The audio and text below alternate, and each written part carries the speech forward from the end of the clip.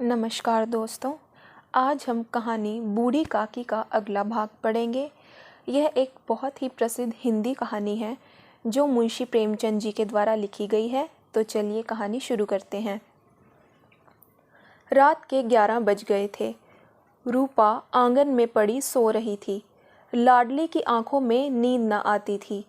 काकी को पूड़ियाँ खिलाने की खुशी उसे सोने न देती थी। उसने गुड़ियों की पिटारी सामने ही रखी थी।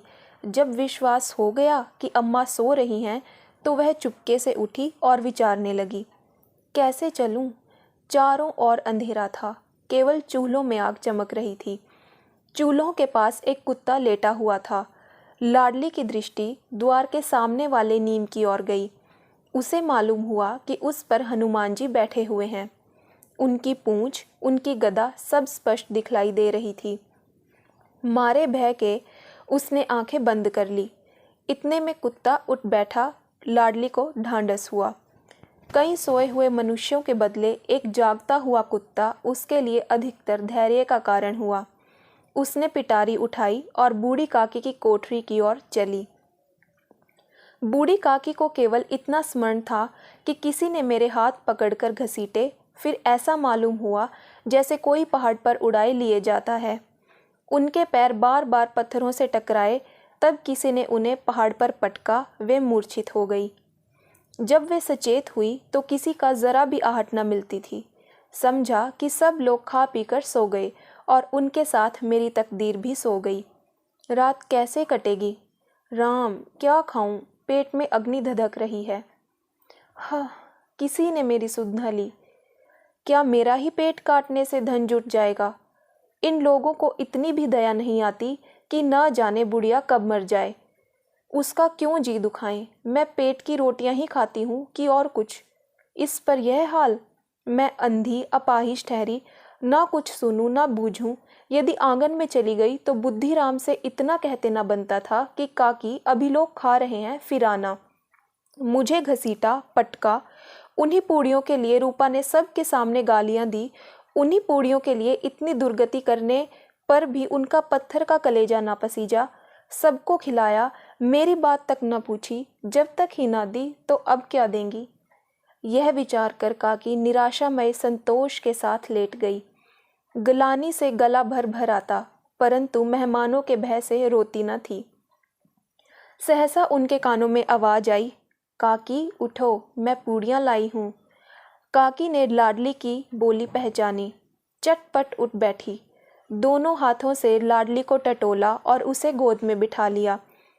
लाडली ने पूड़ियाँ निकाल कर दी। काकी ने पूछा, क्या तुम्हारी अम्मा ने दी हैं? लाडली ने कहा, नहीं, यह मेरे हिस्से की हैं। काकी पूड़ियों पर टूट पड़ी। 5 मिनट में पिटारी खाली हो गई। लाडली ने पूछा, काकी पेट भर गया? जैसे थोड़ी सी वर्षा ठंडक के स्थान पर और भी गर्मी पैदा कर देती है, उसी भांति इन थोड़ी सी पूड़ियों ने काकी की क्षुधा और इच्छा को उत्तेजित कर दिया था। बोली, नहीं बेटी, जाकर अम्मा से और मांग लाओ। लाडली ने कहा, अम्मा सोती हैं, जगाऊंगी तो मारेंगी। काकी ने पिटारी को फिर टटोला। उसमें कुछ खुरचन गिरे थे। उन्हें निकाल कर वे खा गई। बार बार होठ चाटती थी, चटकारे भरती थी। हृदय मसोस रहा था कि और पूड़ियाँ कैसे पाऊं। संतोष सेतु जब टूट जाता है तब इच्छा का भाव अपरिमित हो जाता है। मत वालों को मद का स्मरण कराना उन्हें मंदांध बनाना है। काकी का अधीर मन इच्छा के प्रबल भाव में बह गया। उचित और अनुचित का विचार जाता रहता। वे कुछ देर तक उस इच्छा को रोकती रही। सहसा लाडली से बोली, मेरे हाथ पकड़कर वहां ले चलो जहां मेहमानों ने बैठकर भोजन किया है। लाडली उनका अभिप्राय समझ ना सकी। उसने काकी का हाथ पकड़ा और ले जाकर झूठे पतलों के पास बिठला दिया। दीन, क्षुधातुर, हत ज्ञान बुढ़िया पतलों से पूड़ियों के टुकड़े चुन चुन कर भक्षण करने लगी। ओह, दही कितना स्वादिष्ट था। कचौरियाँ कितनी सलोनी, खस्ता, कितने सुकोमल। काकी बुद्धिहीन होते हुए भी इतना जानती थी कि मैं जो काम कर रही हूँ वो मुझे कदापि नहीं करना चाहिए। मैं दूसरों के झूठे पत्तल चाट रही हूँ, परंतु बुढ़ापा तृष्णा रोग का अंतिम समय है, जब संपूर्ण इच्छाएं एक ही केंद्र पर आ जाती हैं। बूढ़ी काकी का यह केंद्र उनकी स्वादेंद्रिय थी। ठीक उसी समय रूपा की आंख खुली। उसे मालूम हुआ कि लाडली मेरे पास नहीं है। वह चौंकी, चारपाई के इधर उधर ताकने लगी कि कहीं नीचे तो नहीं गिर पड़ी। उसे वहां ना पाकर वह उठ बैठी तो क्या देखती है कि लाडली जूठे पतलों के पास चुपचाप खड़ी है और बूढ़ी काकी पतलों पर पूड़ियों के टुकड़े उठा उठा कर खा रही है। रूपा का हृदय सन्न हो गया। किसी गाय की गर्दन पर छुरी चलते देखकर जो अवस्था उसकी होती वही उस समय हुई। एक ब्राह्मणी दूसरों का झूठा पत्तल टटोले, इससे अधिक शोक में दृश्य असंभव था। पूड़ियों के कुछ ग्रासों के लिए उसकी चचेरी सास ऐसा पतित और निष्कृष्ट कर्म कर रही थी। यह वह दृश्य था जिसे देखकर देखने वालों का हृदय कांप उठते हैं। ऐसा प्रतीत होता मानो जमीन रुक गई, आसमान चक्कर खा रहा है, संसार पर कोई नई विपत्ति आने वाली है। रूपा को क्रोध न आया।